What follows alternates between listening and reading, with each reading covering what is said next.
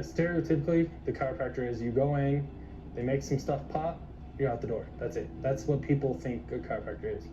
And unfortunately, that's kind of the road that most chiropractors take. Whereas me, I'm in the realm of, if your muscle moves your joint, why wouldn't you fix the muscle and the joint at the same time? And it's not like it's that much more work. It's just doing it the right way. You know, from a kid, I wanted to be a doctor. But I didn't know all the different types of doctors. I just, from being a kid, I was like, I'm gonna be a doctor someday. That was it. And so I had actually was applying to cardiology programs during my undergrad. Spring before my senior year of football, blew up my ACL, MCL, some meniscus. They're like, "Yo, your season's done. That's it. There's no playing. You're done." Well, I started seeing this chiropractor that was working on all the teams, and he started, adjusting me and showing me stuff, and then showing the trainers how to take care of my knee. I was back in 6 months. That kind of led me from, well, I can do this awesome job where I fix people, and I'd never have to give them medicine. I don't ever have to cut them open, and they never will die on my table if I do my job right. That's key. If I do my job right. I got to shadow a cardiologist when I was trying to debate on which way to go, and I saw someone die during open heart surgery. I don't think I could handle if somebody died on my table in my hands. So that's kind of what steered me in the direction of chiropractic. Now, what's kept me here is seeing people like you and people like Cowboy and everyone else here. Like, I work on you guys, and I feel great. That's my reminder of why I do this. Hot grip are probably the most expensive tools. They're kind of the gold standard of fascial manipulation tools, or what the normal person knows as muscle scraping. So basically, you think of your connective tissue like layers, and it has acid in between it. So I'm using those tools to kind of push that acid back through the connective tissue so it can glide. I'm glad it was a pretty good session considering you haven't called me a motherfucker yet. We'll call it the PIM hand, an open hand slap by a heavyweight pro MMA fighter. Like my size, I think he's like 6'4", he was 230 at the time, shredded. And I was digging into his armpit for his pec, and he went to grab me with his other hand and just bop right to the face because I was looking down at what I was doing. And I think that's the worst thing that's happened to me. The F-bombs and the crying and the tears and everything, sweating, that's normal because I'm gonna beat you up. If you have a muscle that's hurt, it's not gonna feel good to get worked on. When I'm done with you, you'll feel great, but during, no one ever likes me.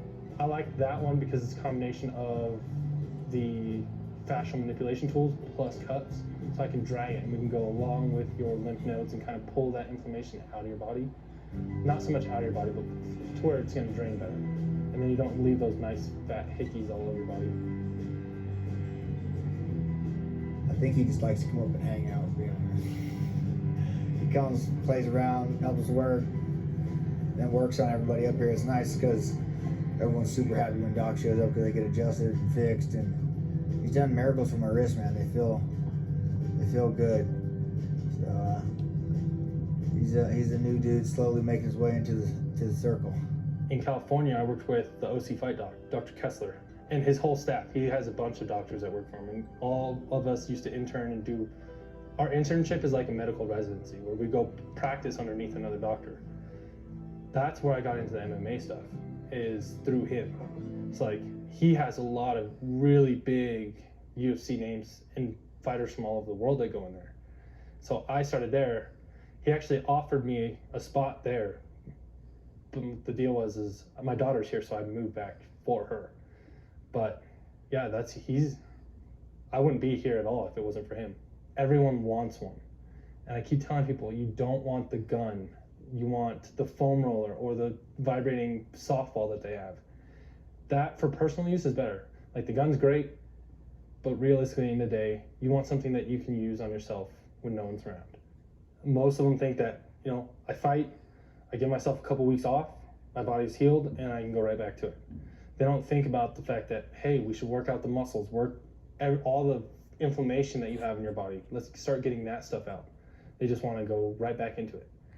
Even here, we go from fight to let's build a racetrack to hey, we're gonna go hang signs and this and that, he never stops here at all. I have to go physically grab him and say, hey, it's time, come in here. It's just a matter of getting people to understand how important it is to take care of your body. You can go forever in a sport, any sport, if you take care of your body. But if you don't, that's where you start running into the issues of, well, that's why you retired. Your back hurts because you never took care of yourself. So if I can get people to understand that part, we'd be great. I also get a lot of people that are terrified of neck adjustments because they heard you can have a stroke, which, yeah, you have a risk of doing that because of the way your vertebral arteries go through your spine. But a good doctor can tell if you're having a stroke. Most of the time, the patient comes in already in the pattern of a stroke, and then they get adjusted and it tears the artery, and that's why it gets worse. So there's a lot of things that doctors should know and see. They just get into the groove of things and forget, which was why I like being here, is because it's never the same thing.